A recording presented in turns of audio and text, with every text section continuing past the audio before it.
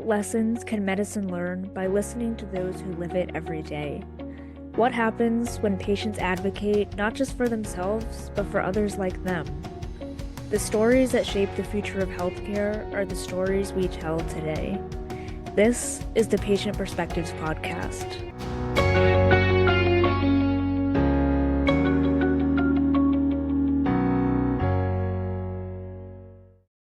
Hello, and welcome back to the Patient Perspectives Podcast. My name is Lauren Schuler, and today I am joined by a wonderful guest, Jonathan Cappiello, who I know through the Young Adult Rare Representatives of the Every Life Foundation for Rare Diseases. He is a young adult living with an ultra-rare disease that affects only 20 people worldwide. It's called 3-hydroxy-3-methylglutarol-CoA synthase deficiency, or HMG CoA synthase deficiency. This condition is caused by a lack of the enzyme 3-hydroxy-3-methylglutarol-CoA synthase, or HMG CoA synthase, which is necessary for producing ketone bodies. These ketone bodies are crucial for providing energy to the brain and other organs during extended periods without food or illness that causes a refusal to eat. In 2002, Jonathan's mother met with state legislators, which led to discussions at the federal level regarding newborn screening policies. Eventually, Jonathan took up the cause and found his voice through advocacy. After connecting with a strong community through Dance Marathon and the Children's Miracle Network during college, he was inspired to take further action. In February of 2021, he launched the One of 20 podcast in honor of his ultra-rare condition. On the podcast, he interviews guests from all areas of the rare disease community and beyond. Jonathan has found fulfillment in sharing important stories and addressing key issues within the rare disease space. In addition to his podcast, Jonathan is a member of the inaugural Young Adult Rare Advisory Board with the Every Life Foundation for Rare Diseases. Building community is a central pillar of his advocacy and storytelling philosophy. Welcome to the show, Jonathan. Thank you so much for having me. I know explaining my rare disease can be a bit of a tongue twister.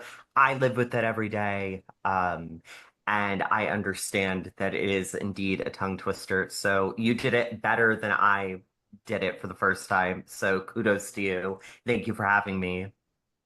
Thank you. I find mine is a bit of a tongue twister as well. So I know what it's like to have other people not say it well. So um can you share a bit about your rare disease and your journey to getting a diagnosis?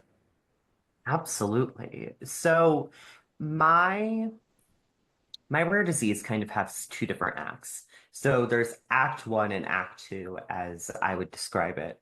Act One is from when I was basically an infant. I was 20 months old. In December of 2000, I went into a coma 5 days before Christmas. And with that, basically what had happened, I was an infant and toddler, as I mentioned. So I'm only going on the recollection that my mother has given me, as opposed to me actually like remembering it vividly. So basically, I went into a coma and they didn't know what was wrong. My mom had no idea what was going on. It kind of was a whirlwind. And mind you, it was the holiday season, so there was already an element of stress. And basically, I went limp in her arms. They brought me to the hospital. They did life-saving measures. And by beyond some miracle, I survived. And this was 25 years ago. So they didn't have the same technology that they do today, whereas they didn't have like testing and all of that. I mean, it was still advanced for the time, but it wasn't to the caliber that it is today. Fast forward through that horrible, fateful day. I was released a few days before Christmas. I want to say the 22nd or the 23rd of December. So I was home for Christmas. And then fast forward through the holidays. January 2001, from my understanding, my mom brought me to a geneticist. I live 45 minutes outside of New York City, so I'm very privileged to have access to some of the best healthcare in the world. I am fully understanding that others do not have that. So I like to take that moment of gratitude. Through some tests and various measures, I was diagnosed with a long chain fatty acid oxidation disorder. And basically, kind of like my current diagnosis, they're very similar. So with an FOD, my body is not designed to, I'm missing an enzyme that produces fat. And this is that was my diagnosis. This was what I was living with, and we kind of just rolled with the punches. It was a rare disease, but it's not as rare as what I'm currently diagnosed with. So I had, through my first act, I grew up in a relatively typical childhood. I just had to focus on making sure that I had low fat, things of that nature, made sure that I was giving my body enough electrolytes through Gatorade, things like that through those preventative measures. And yeah, I mean, I lived a relatively typical life. I was hospitalized. That was the big caveat. I was hospitalized a lot. Just because if I got sick and couldn't eat, I needed D10, not D5. Every time I go to the ER, it's like, you need D5. No, I need D10, which is a mixture of D5 and another substance that I can't think of off the top of my head. Long story short, I went all the way until I was 20 years old with this diagnosis. Genetic testing was out of the picture. It was maybe $100,000. Then something changed. It became more affordable. My mother, my father, myself, and my siblings all took a test, and it came back that I have 3-hydroxy 3-methylbutyryl CoA synthase deficiency, which is an absolute tongue twister. And I'm getting used to describing it, but every once in a while I catch myself like getting all jumbled in my words. And basically, that is a more rare version of my FOD diagnosis, where my body is not producing the ketones needed, and I'm missing that 3-HMG enzyme. So, in short, nothing has really changed between Act 1 and Act 2. I just have a more definite diagnosis. Now, you were diagnosed at a very young age with that initial kind of Act 1 diagnosis. Do you know how your parents felt in navigating that diagnosis? Were there resources or any support for them, or did they feel like they were kind of in it alone? And I ask that because when I was diagnosed with my rare disease as a child, there was nothing for community support or even educational resources for my parents. So it very much felt like they were in it alone. And that was a pretty isolating experience, I think. So I'm just interested in what that looked like for you and your family.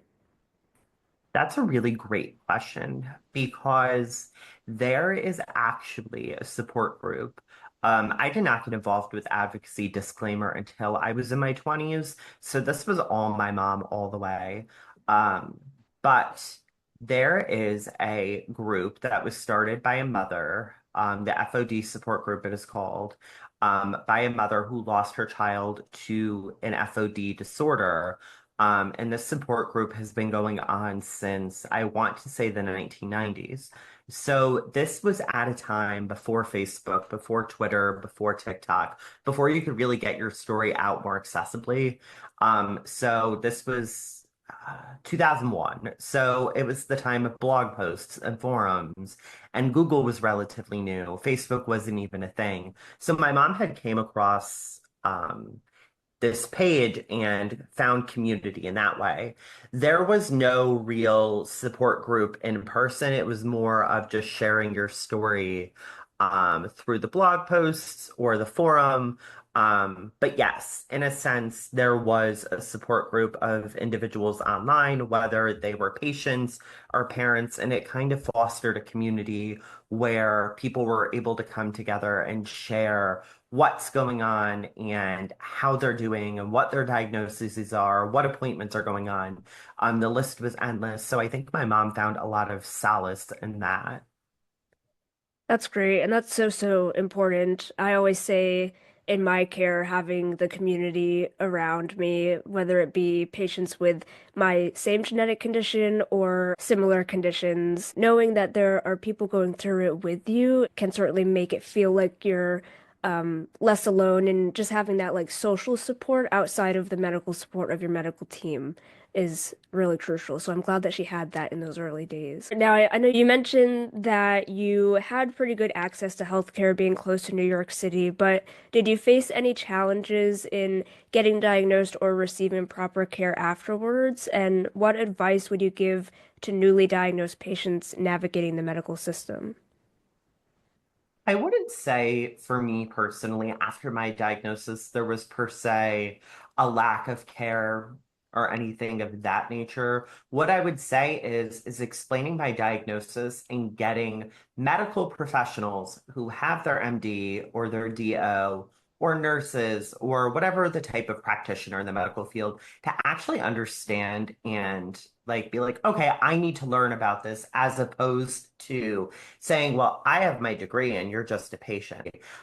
I'm not fond of that because I believe that learning is a lifelong, it's a lifelong treasure that we are able to learn. We can learn in our 20s or 30s. And I'm sure when we're in our older years, we can learn as well because learning never stops. But to get back to the original point of the question is that I had just to kind of give you a background so you're privy to all of it, is that my mom had a very good relationship with my medical team at the local hospital. And basically, instead of going through the emergency room to get admitted every time, my condition was so crucial at the time that she was able to call the pediatrics floor and say, "Hey, Jonathan's not well. Can I speak to Dr. So and so?"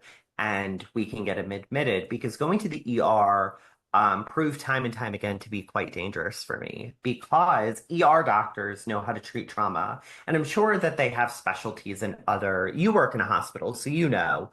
Emergency room doctors tend to um, tend not to know like patients case by case unless it's a repeat visitor. So for me, they kind of just tried to take, I'll never forget, there were two different times that they tried to take the easy way out and just put a band-aid on a bullet hole, essentially. Long story short, it did not work out in their favor. And that is why I was able to go to admitting because they tried to give me unpractical treatment that may have worked for another patient, but did not work for me and how my body is designed. So my mom had to go above and beyond to be like, listen, we cannot do this. One, ER bills are expensive. That wasn't her first line of defense, but it was kind of orbiting in the back of her head.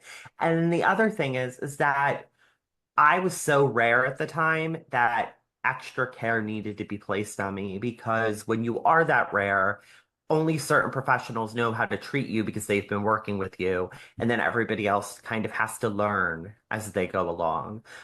So I wouldn't say a lack of care. I would just say that some medical professionals needed to have continuing education on my diagnosis. Yeah, I think that's so important, and that's something that I am extremely passionate about. Part of why I made this podcast, amplifying the voices of patient perspectives, because we are the experts on the ways that our medical condition impacts us.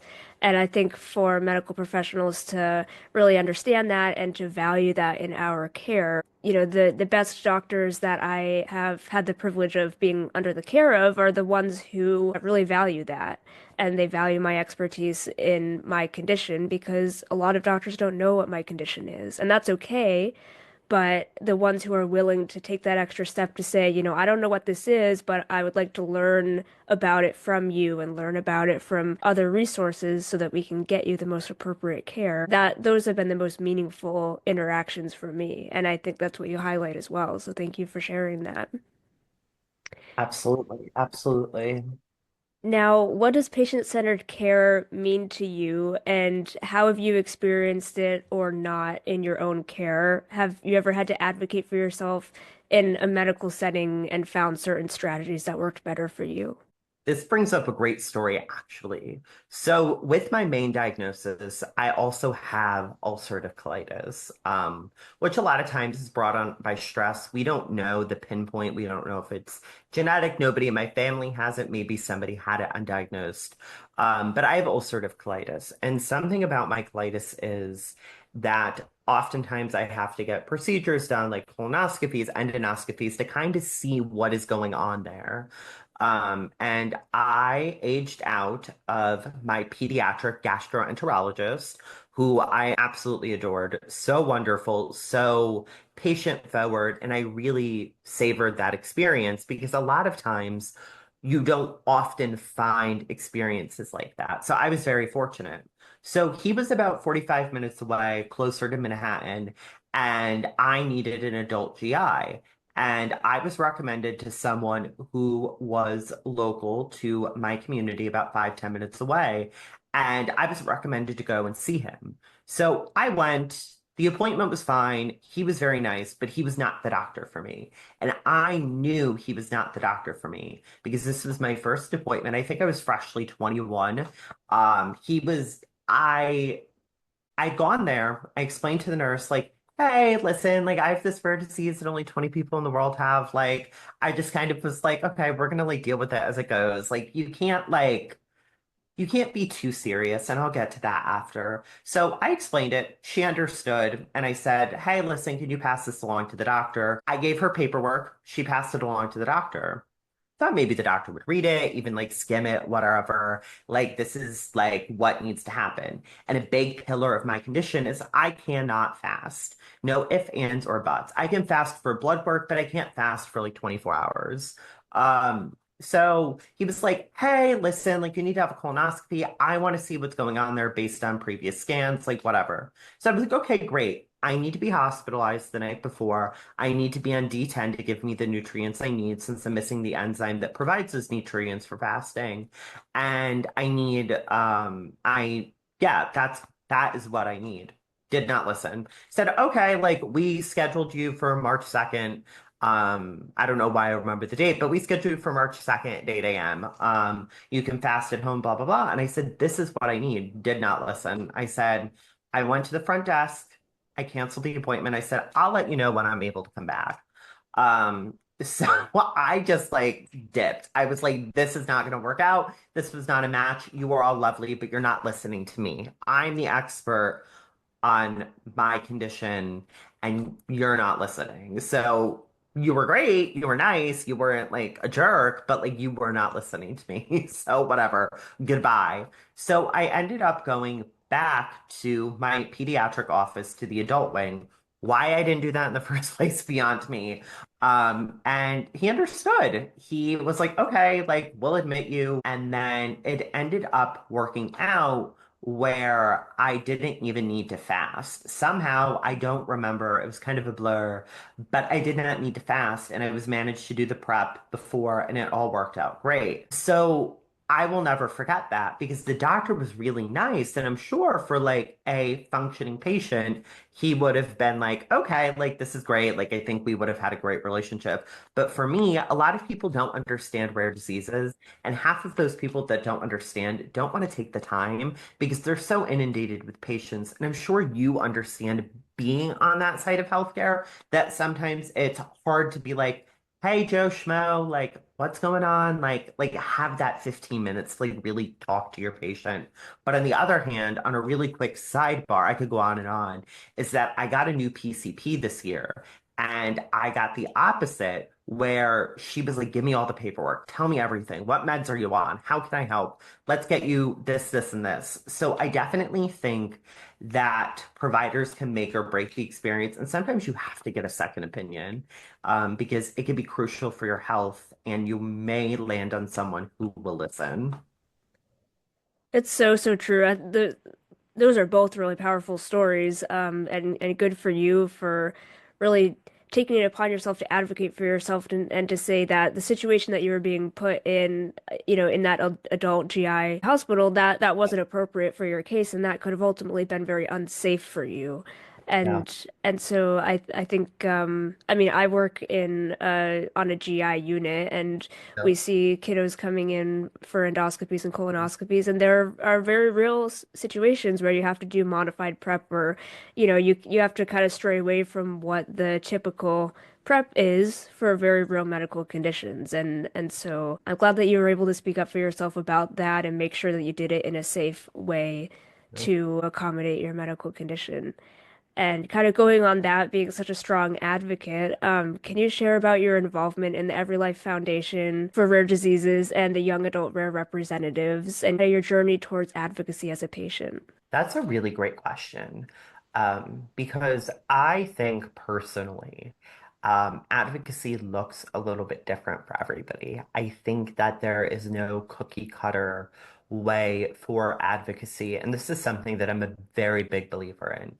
People can do advocacy in a myriad of different ways. I think when we think advocacy, we think meeting with our lawmakers like often and trying to push an agenda or things like that, which is absolutely great. I'm not dismissing it by any means, but I always knew that was not me. I am not a political person. I'm not a scientific person. I've slowly put my hands in those areas, but at the end of the day, my brain is not wired scientifically or reading through policy. That's not who I am.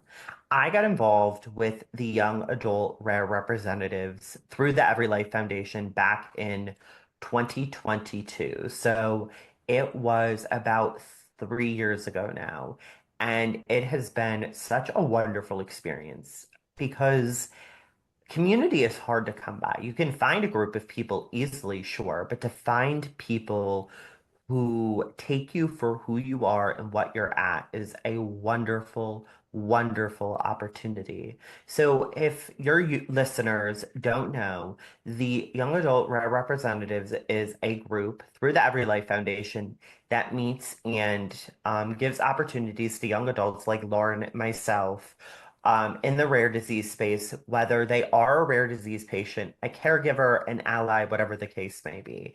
It's not just I am a young adult living with a rare disease. I know plenty of people who have siblings, who have friends, best friends, that are a part of YAR. With that being said, I got involved initially through just I found them on Instagram, because I got involved with my podcast and things surrounding that back during COVID. So there wasn't a lot of in-person not a lot of in-person interaction. And it was still at an age where digital footprints were kind of blowing up and people were starting to establish their digital footprint more. So I had done like a cold like email, like, hey, I'm interested, and then it kind of blossomed for there. And then I went to Rare Disease Week a few months later. So I want to say I maybe reached out to them in August or September. And then I was at Rare Disease Week in February of 2023, which absolutely changed my life. Lauren, I know you're going in a few weeks. You're absolutely gonna love it. And I just I just go to the monthly meetings and I mean, I do more than that. That was kind of like a dull statement. I go to the monthly meetings and then I did the Leadership Academy, which prepares young adults like Lauren, myself, and others to be the strongest advocates they can be, whether that's state advocacy, local advocacy, federal advocacy, whether it's you want to do a campaign or you want to meet with the president of the United States. They kind of have you prepared for everything. And it is such a wonderful community because I've met people from all different walks of life, from all different geographic locations. It just really is a wonderful experience. And shameless plug, anybody who wants to join can join. In our community, you have to be between 15 and 30, I believe.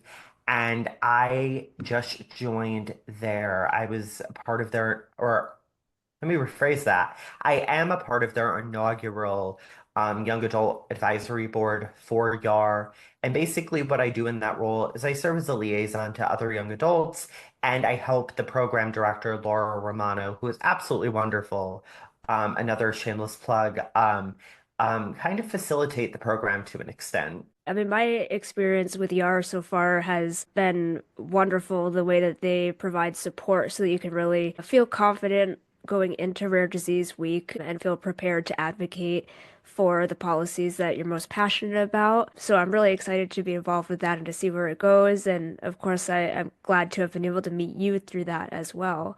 I see your podcast as a form of advocacy as well, and I'd like to talk about that a little bit.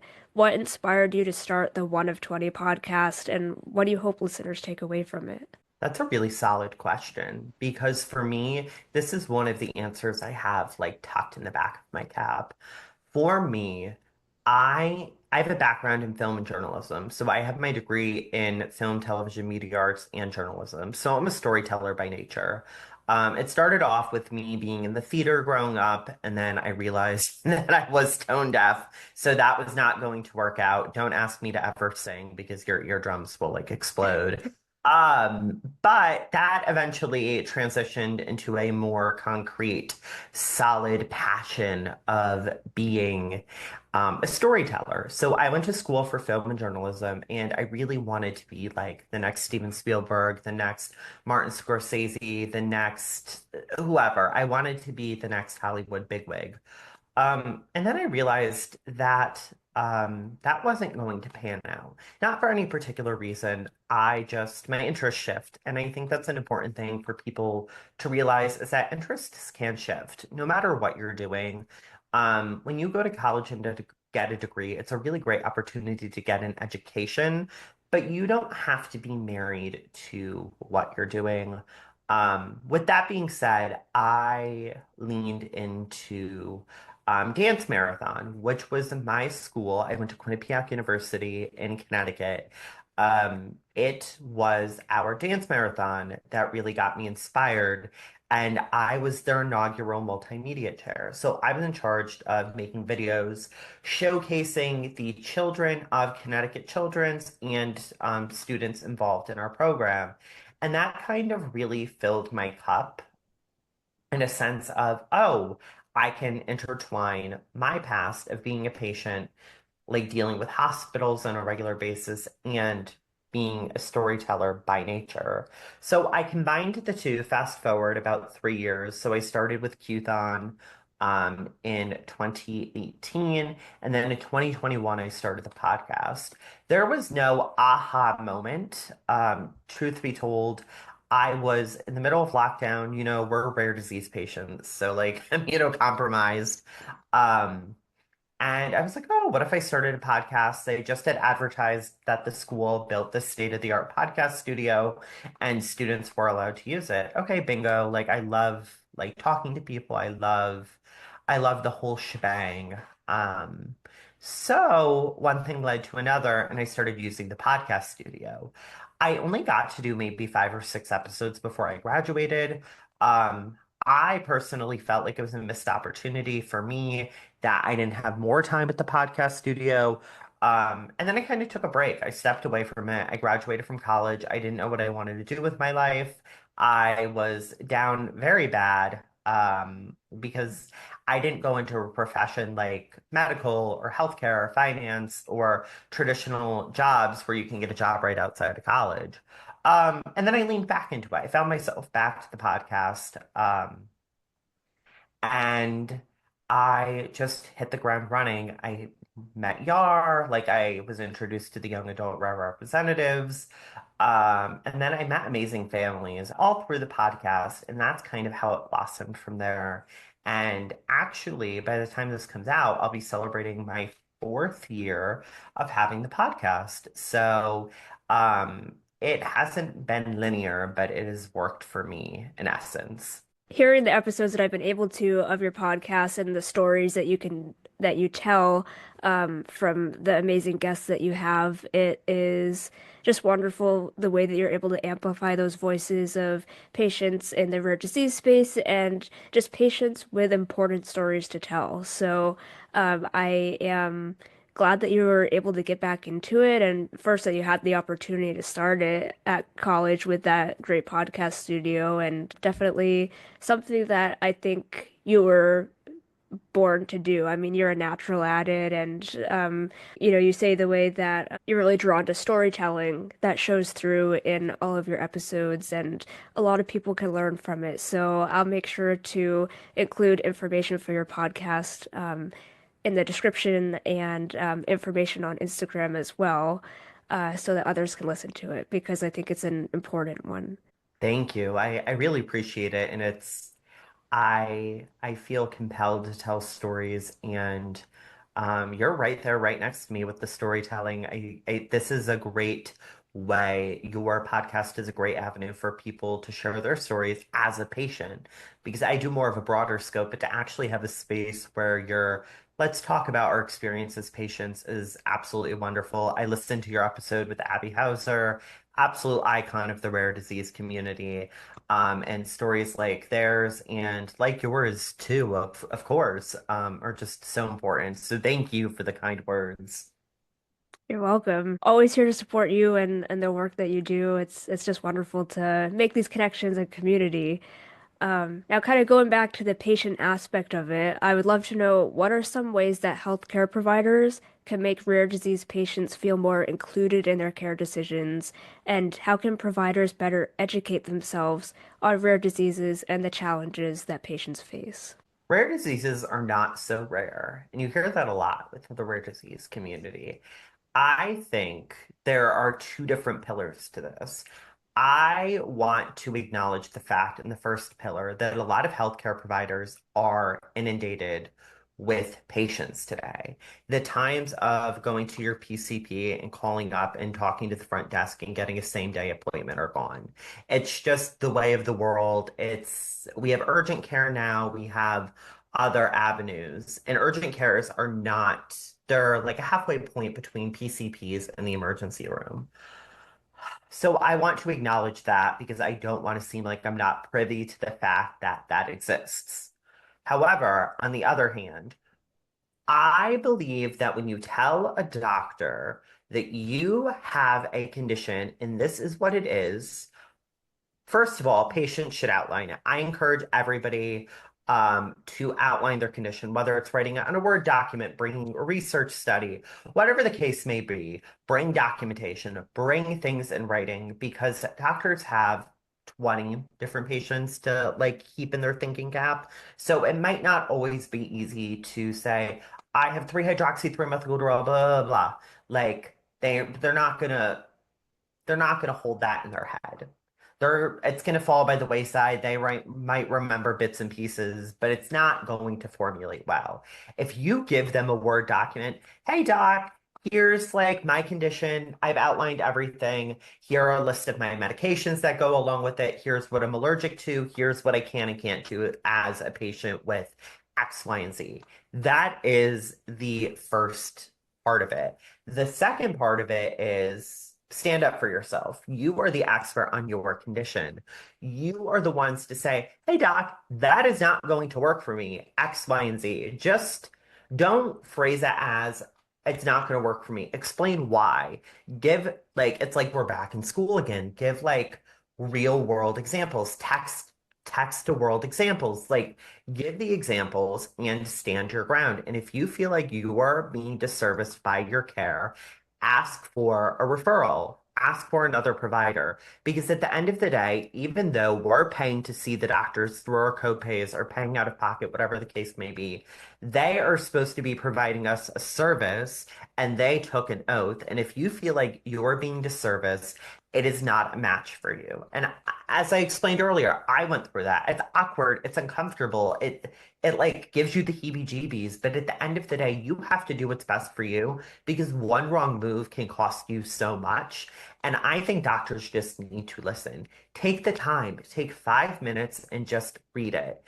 If you don't have 5 minutes, do it tomorrow, but just make sure that you know your patient because with rare disease patients, as I just said 10 seconds ago, if you make a mistake, it is going to be costly. And it might just be, oh, okay, they had like a reaction, but it could be so much worse. And I know you know what I'm inferring, and I don't want to go down there, but it's not always happy-go-lucky. There are times where our lives are at risk. So I think at the end of the day, advocate for yourself, bring the paperwork, bring your receipts, but also make sure the doctors are listening to you. And if they are not, find care elsewhere. Talk to your insurance, talk to your community, find people in your community. Hey, does anybody have a good doctor like so and so? Because it doesn't hurt to ask. 100%. And I'm such a huge proponent of getting that second opinion, third opinion, fourth opinion. I mean, really, we had Nancy Muir on the podcast a few weeks ago, and she shared a story of how she got her 39th medical opinion before finding the team that she felt the most comfortable with. And with these complex cases, you have to make sure that you feel comfortable with your medical team. If you don't, like you said, that's kind of doing a disservice to you, and you need to advocate for yourself to get the best care. And part of that is making sure that you have a medical team who you know will fight for you as strongly as you will, fight for yourself. So that's always been one of my greatest passions is, because it was a second opinion for me that really changed the trajectory of my care. And so I've really been able to see the value of that. And many patients can benefit from that. It does make it a bit more difficult to navigate the system when you're trying to find, multiple providers. But in the end, it's your health, it's your treatment, and you need to feel comfortable with who is in charge of that. So, definitely all great ways to advocate for yourself and ways for providers to really understand the importance of listening to their patients, and making patients feel more included in their care. Kind of to tie all of this together, how do you think storytelling through podcasts, social media, or other platforms can bridge the gap between patients and providers? And are there any resources, communities, or advocacy groups that have been particularly helpful for you? That's a really great question. And let's put it this way. Doctors, nurses, other healthcare providers, whatever the scope of their practice may not have an hour to listen to a podcast. But I think by amplifying your voice and saying, hey, this is my experience, they might catch wind of it. They might say, oh, okay. I didn't realize that was going on because, as we touched on before, a lot of times they don't even have a moment to use the bathroom. They are inundated. And we could go on and on about how the healthcare system is flawed.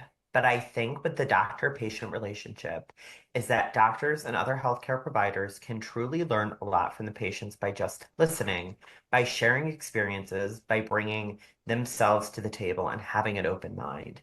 Because at the end of the day, feedback isn't always personal. It's based on performance. It's not based on, hey, like, I don't like your tie, you stink. That's not what we're saying. We're saying, hey, Dr. So and so, this is what I need. And I think that podcasts and storytelling, sharing your story, whether it's in conversation like this, or if it is in a forum, a panel, a focus group, whatever the case may be, sharing your stories will be able to give providers the feedback of their community that they need to enhance their skills as a provider. And with the realm of podcasting, what you are doing, Lauren, is so important by sharing your story as a patient and sharing other stories as a patient. And it is in the name, Patient Perspective Podcast, because as patients, um, we are unanimous where we are in community together. Even though we're fighting different battles, we're fighting the same battle to get our voices heard and to be able to get the best treatment possible. So I believe through storytelling, specifically podcasting, is a great medium to say, hey, this is my experience, and talk about it because you never know if someone else is going through something similar. And I find it to be a wonderful thing. I find podcasting to be so important. And I just find bringing your story to the table is something that's not only a great thing, but it's something that's needed. So together we can march on together and make the rare disease space and the space of healthcare so much better than it is. For me, there's kind of a dual importance, to podcasts like this and like yours, which is that we can share patient stories that could help other patients find their voice and find, um, the resources to advocate for themselves. But we can also possibly reach healthcare professionals, and they can hear the stories, and they can take these real patient experiences, and perhaps weave that into their philosophy of care and how they treat their patients going forward. And so I think that's a really cool aspect of it. And I feel grateful to, be living in the time that we do for many reasons, but having the technology available to us to create podcasts, to have social media platforms like Instagram, which is such a huge community resource, I think. I feel really grateful to have that available to us now, and that we're able to use it in a way that feels like it can really create change for others. So you certainly took the opportunity to do that with your podcast and with your social media as well. Thank you for recognizing the ways that your voice can change the healthcare landscape, can change the way that patients view their care and advocate for themselves. Thank you. I appreciate that, and that's all I want to achieve at the end of the day. People often ask about podcasting, like what goes into it and things like that. And I always say that it is not a marathon. We are not, what are we sprinting towards? We are not a well-oiled machine. The podcasts you see on like Instagram, find verified accounts that have 20 millions of followers, that is somebody's day job to produce that podcast. We are doing this independently. I'm not in this for the fame. I'm not looking to make money off of this. I have a full-time job. Like that is where I go to make money. This for me is to bring awareness, to bring recognition, to build community. And I'm not looking to, yeah, it would be great if it took off, but at the end of the day, when I look at my statistics or my viewership, I'm not kicking or punching the air that, oh, it didn't get this many views, because even if it reaches one person, that's what matters to me. So thank you for your kind words. I really appreciate it. Yeah, absolutely. I mean, just having one person hear it can change their life, and that means the world to me and to you.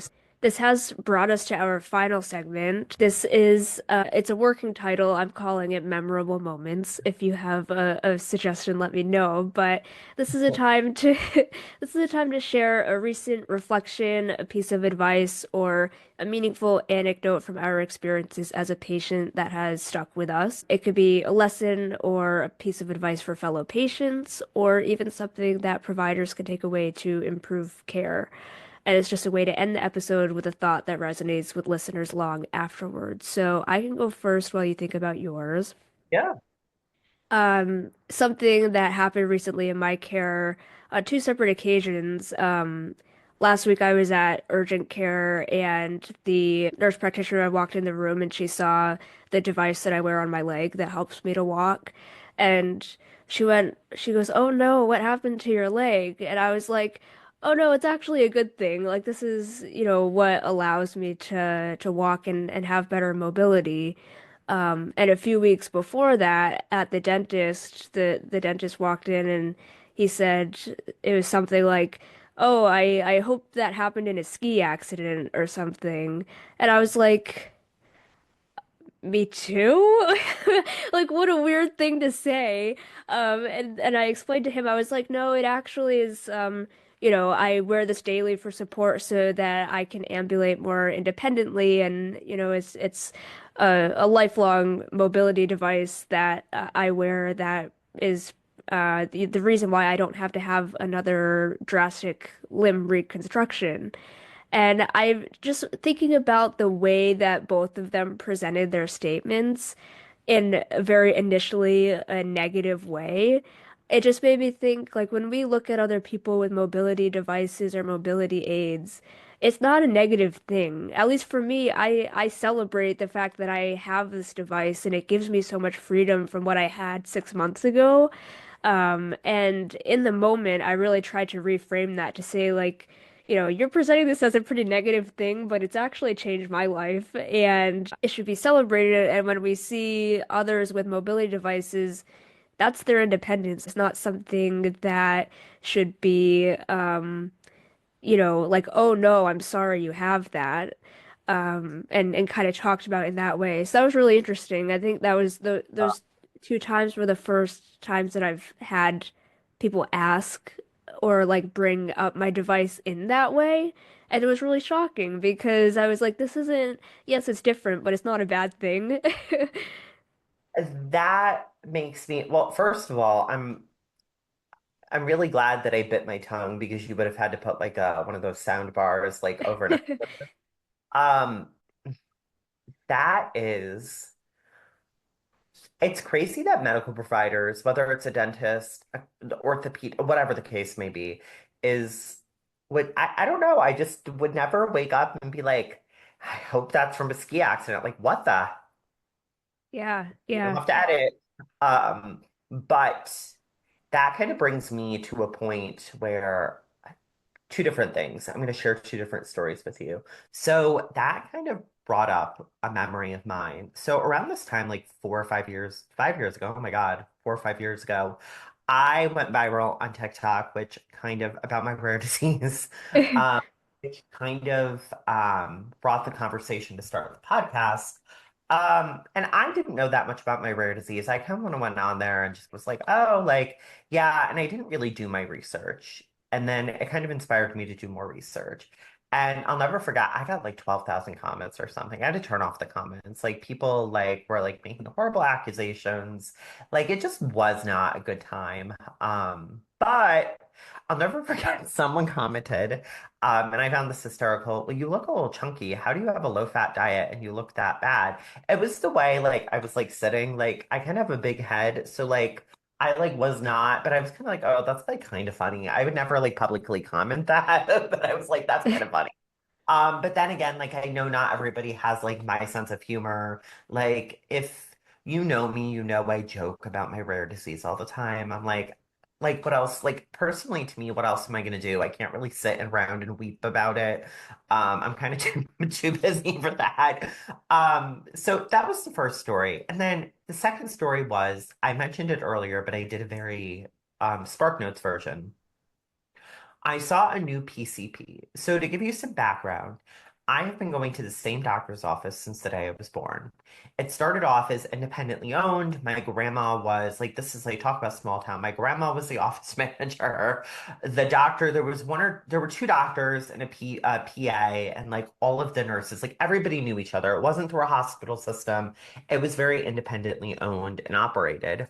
So I'm on my fifth PCP in that practice. So he eventually retired. I want to say 2004. He's absolutely lovely. Like one of the best diagnosticians I've ever had. And then I went to another doctor, and he was great. He knew my condition, great. Third doctor, he was a PA. Great, whatever. He retired, and then the original gang was gone. Sad. In between all of the changes, the hospital bought the provider because I live in an area where it's like a metropolitan suburban area, where the hospital system started to buy out for really good prices for the doctors started buying out PCPs, like primary care physician offices. So we fell to that. It was terrible. But anyway, I saw a PCP for the past 2 years, and he was fine, but he wasn't the doctor for me. And it's kind of like dating. You have to find your match. You have to date the doctor to really find out what works for you. And then I saw this new PCP. My aunt was like, "Oh, you should go see her. Like, she's wonderful, whatever." Like, yeah, I went and I heard she was great, but I was so surprised. And she looked at me. She made eye contact the whole time. There were no computers, nothing. She looked at me like this the whole time. And I was like, oh, wow. Like, this is surprising. Like, I'm going to see a doctor. It's healthcare. Like, she's like being really great. Like, why am I so surprised I'm not getting treated like trash right now? And she just talked to me the whole time. She really took that 30 minutes, did a physical exam, asked me about my condition, asked me about my diet, asked me all of the questions. And then she just had a really soothing demeanor. And it just was a really good moment. And she really helped me understand my care. So thank you to that doctor. You were wonderful. And thank you for letting me share this moment because I think it's really impactful. Yeah, that is wonderful. Having a doctor, any kind of medical professional who takes time to help you understand your care, those are the moments Yeah. that stick with us and are the most impactful to our care. And that's why I do this to share those stories, and hopefully medical professionals will hear it and know how important it is to patients when they take that time. So thank you for sharing that as well. And we have reached the end of the episode. Jonathan, where can listeners find you on social media? And is there anything you're working on now that you want to promote? Um, the One of 20 podcast website should be up by the end of the year. Shout out to my graphic designer, Brandy. She's a good friend of mine. But she's also just a creative genius. It's funny. I won't share too much, but she is just absolutely incredible. And I have recently revamped my social media because as a storyteller, I thought I could do graphic design too. I could not do graphic design. Ask for help. I mean, that's a really big thing. There are so many creatives in this community. So if you need help, like find somebody who is a rare disease patient, chronically ill, disabled. Like we have a lot of creatives in this like big world of ours. With that being said, one of 20 podcasts on Instagram, on Facebook. Everything I post on Instagram goes to Facebook.